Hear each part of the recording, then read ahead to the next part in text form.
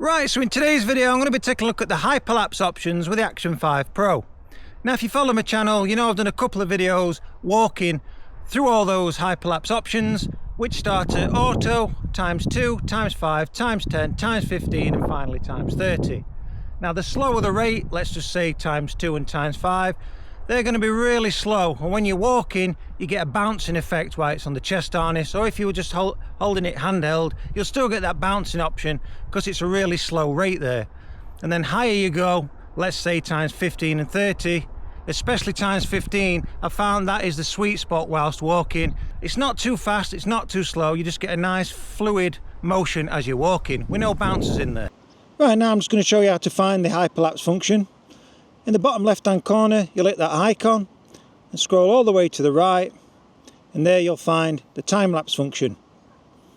Now you'll just swipe up from the bottom, scroll to the left, now you've got onto the hyperlapse modes, and at the bottom you've got the rates. They start off as auto, ×2, ×5, ×10, ×15 and finally ×30. So now you know how to find the hyperlapse modes. Let's get on with the video. Here we go. So in today's video it's going to be a little bit different. I'm on my mountain bike and I'm interested myself which rate's going to look the smoothest. As I've just said, ×15 whilst walking is bang on. That looks really smooth and fluid. So I want to see on a mountain bike which is the best option there. Now I don't think the ×15 rate's going to be as pleasing to the eye whilst on a bike. For obvious reasons, we're travelling a lot faster than if we were walking. Thank you. Alright. I'll just get back on my path. Almost finished then, I know. So on this hyperlapse today, the resolution is going to be set to 4K 30. The field of view is going to be set to wide. Now if you follow my channel, I'm not a fan of wide and super wide as it bows and warps those edges. I like the straight true lines. That's why I'm always in standard D-warp with the Action 5 Pro. But when you're mountain biking, that's not the best option, as you're going to cut those handlebars off because it's a 15mm focal length, and it's not, you're not going to get as much as you want in the frame. So always set the field of view to wide whilst you're mountain biking. So as I've just said previously, there's 6 rates to go through with the hyperlapse option on the Action 5 Pro. So first of all, let's do some test sample footage with the first rate, which is auto. Here we go.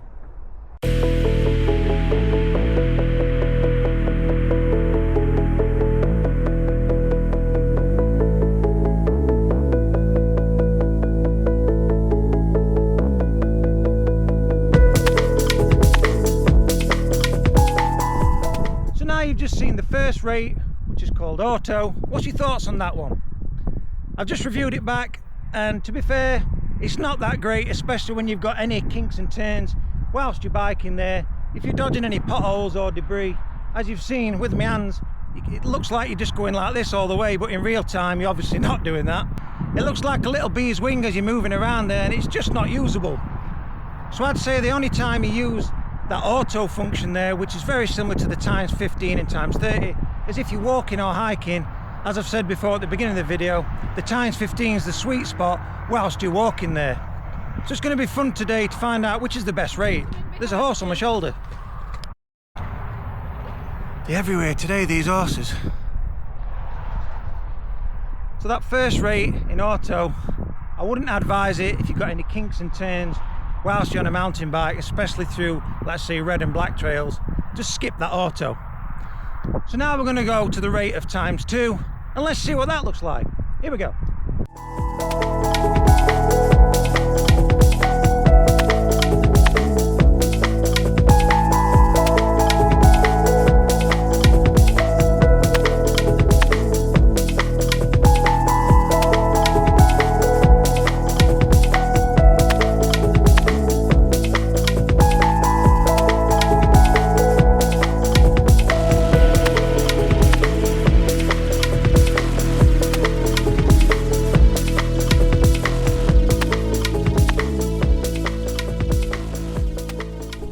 So now you've just viewed the ×2 rate, I think you can agree it's a lot more smoother and more usable than that first rate in auto, because that first rate I wouldn't use on a mountain bike. As you've seen, it's rather rapid in auto, so I'd stay away from that one unless you're walking, because it replicates the ×15, which is perfect for walking, but not for biking as you've just seen. So now we're going to ramp it up to ×5 to see what that one looks like. And I'm guessing it's going to be usable again, but the higher we go, the more faster and choppy it's going to look, especially when we hit that 15 and 30. So stick around in the video because that's coming soon. It's just going to be like a bullet. Right, so now I'm going to get back on the bike. I'm going to set the hyperlapse to ×5. And this is an old train line, so it goes on for just over a mile in a straight line. So we're going to really see if this ×5's a lot more usable than that ×2. Here we go.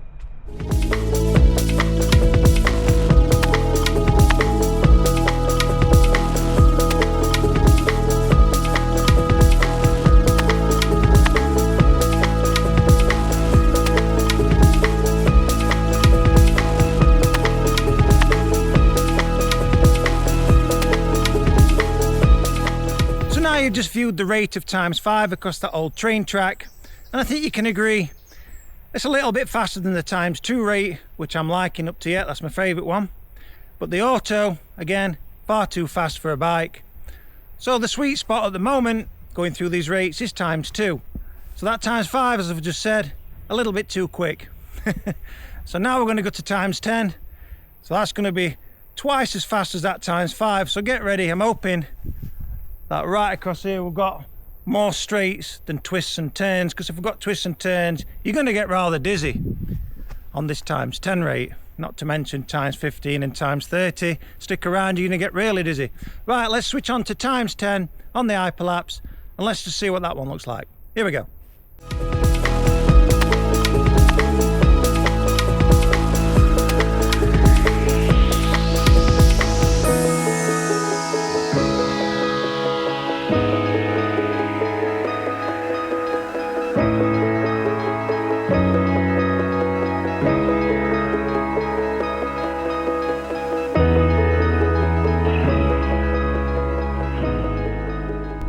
That rate of ×10 again is like that auto one, isn't it? Really choppy and too fast for a bike. Although I did have a few inclines there that slowed me down, so in effect that's slowing that rate down. So now brace yourself, we're now going to go to that ×15 rate. Now this is going to look a lot like that first rate in auto, maybe a little bit faster. So now we're going through this urban area here. There's a lot of stones and potholes, so get ready for arms going like a bee's wing again like this. Not in real time, but especially on this ×15 rate. So now let's start the hyperlapse in the rate of ×15. Here we go.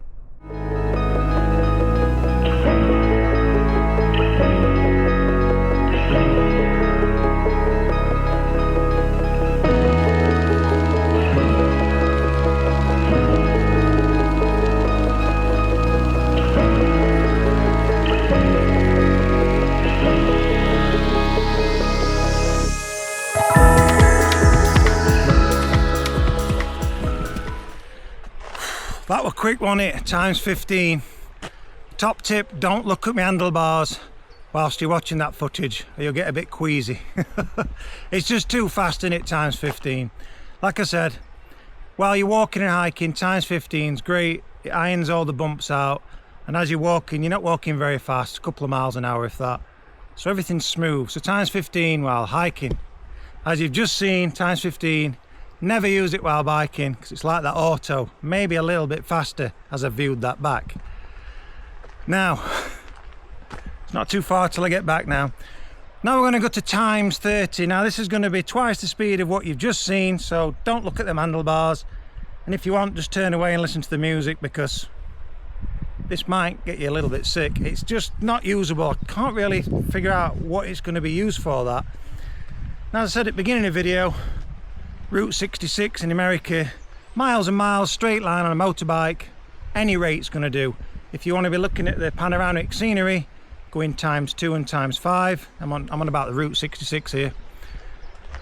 And then you can go ×10, ×15 or 30 if you want it a little bit quicker, the miles and miles and miles you'll be travelling, because there'll be no kinks and turns there. So I think we've seen today that ×2 up to now is the most usable. ×5 isn't too bad, as long as you've got straights and no twists and turns there. ×10, too fast. ×15, ridiculous. Now you're going to see what ridiculous is when I hit this ×30 on the hyperlapse. Let's get back on the bike and go going to times 30. Brace yourself, here we go.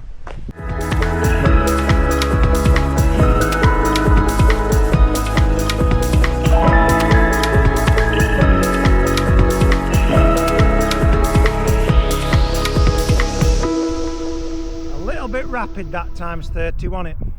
As I've said, it's twice the speed of the times 15 rate, which is usable on foot, not on a bike.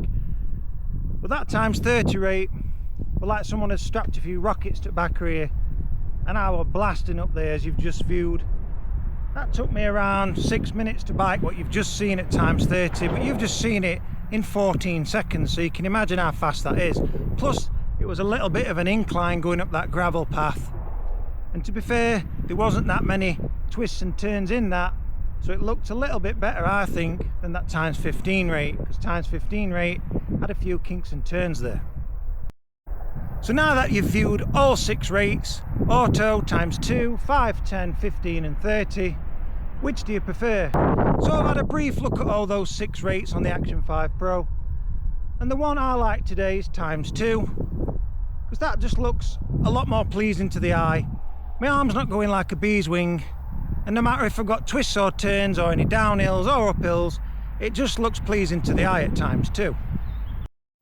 Now times 5 you can get away with, again if there's no sharp twists and turns in the route that you've chosen. Auto I wouldn't bother with, because it's auto, so it could select an even higher rate, which could totally crush your footage.